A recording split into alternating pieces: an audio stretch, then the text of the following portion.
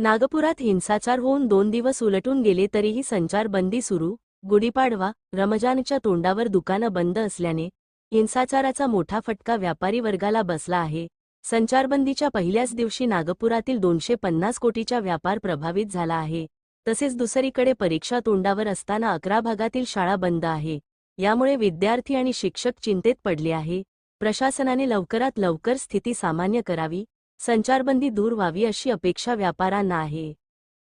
संचारबंदीमुळे आमचा प्रभावित आहेच. लवकरात लवकर हा नॉर्मल झाला पाहिजे आणि ज्याप्रमाणे स्थिती सांभाळल्या गेली आमच्या मुख्यमंत्र्यांकडनं आणि आमचे लोकल जे आमदार आहे प्रवीण दटकेजींकडनं, त्याच्यामुळे आम्हाला खूप दिलासा आहे आणि मला असं वाटतं की आज उद्यामध्ये हे सगळं नॉर्मल होईल. त्याच्यामुळे आम्ही खूप आशावादी आहे, कारण की काही दिवसानंतर गुढीपाडवासारखा एक मोठा सण व्यापाऱ्यांसमोर आहे. त्यांनी सगळी तयारी केलेली आहे आणि त्याच्यानंतर अक्षय तृतीया आणि लग्न सणाचा सीझन आहे. त्याच्यामुळे हा आमच्यासाठी खूप महत्त्वपूर्ण असा वेळ आहे. त्याच्यामुळे शासनाने आणि प्रशासनाने लवकरात लवकर ही स्थिती ज्याप्रमाणे सांभाळली आणि त्याचप्रमाणे लवकरात लवकर संचारबंदी दूर होऊन मार्केट ओपन व्हावं अशी विनंती आहे.